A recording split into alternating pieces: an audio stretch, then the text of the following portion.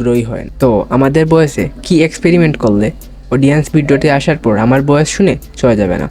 তোমরা তো অবশ্যই decoding YT, YouTube tips and tricks BD, ক্রিয়াভিউ সবাইকে চিনো। তাহলে তোমরা কেন ওর ভিডিওতে যাওয়ার পর তোমরা বের হয়ে আসো না? কারণ ওদের ভয়েস টপ নচ হয়।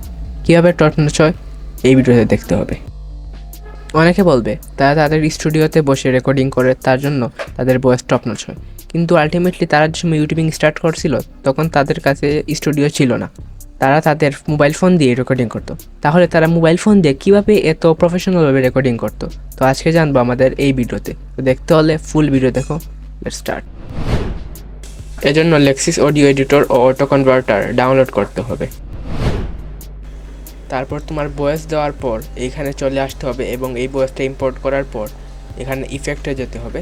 যাওয়ার পরে এখানে নয়েজ রিডিউশন করতে হবে, যাতে তোমার ব্যাকগ্রাউন্ডে যতই সাউন্ড হোক না কেন চলে যাবে। আর আমি যেরকম সেটিং করতেছি এরকম সেম টু সেম করতে হবে।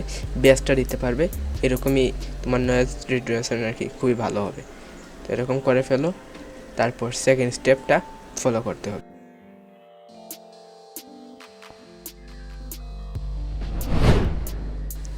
তারপর এখন আমরা নয়েজ রিডিউস করার পর এখানে ইফেক্টসে চলে যাব।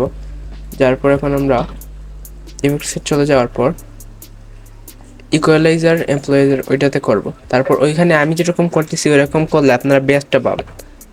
আপনারা ওইটা বেশি করে এরকম করে দেখতে পারেন আপনাদের ভয়েস অনুসারে, কিন্তু যেটা আমি করতেছি ওইটা বেসিক, ওইটা খুবই ভালো হবে ভয়েস। এখন আমাদের বাড়ি ইফেক্টসে চলে যেতে হবে। ইফেক্টসে চলে যাওয়ার পর কনভার্ট মনো করে ক্লিক করতে হবে, এখন অ্যাপ্লাই করতে হবে, বাস হয়ে গেল। এখন আমরা আবার ভয়েসটাকে নর্মাল করতে হবে, এজন্য আমাদের ইফেক্টসে চলে যেতে হবে এবং ভয়েসকে নর্মালাইজ করতে হবে। এই তো হয়ে গেল।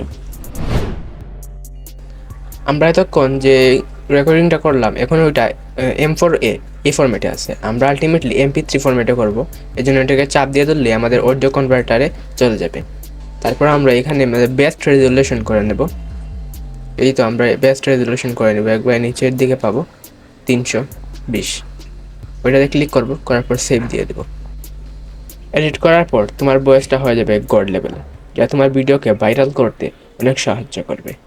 তোমার ভয়েস বেটার হওয়ার কারণে অডিয়েন্সরা তোমার ভিডিওতে বসে থাকবে, যার কারণে ইউটিউব নতুন নতুন ভিউয়ার্সদের তোমার ভিডিও দেখাবে, যার ফলে তোমার ভিডিওটা ভাইরাল হয়। ভিডিও ভাইরাল করার জন্য SEO is the most important thing. তুমি যদি এসইও না পারো তোমার ভিডিও ভাইরাল হবে কীভাবে?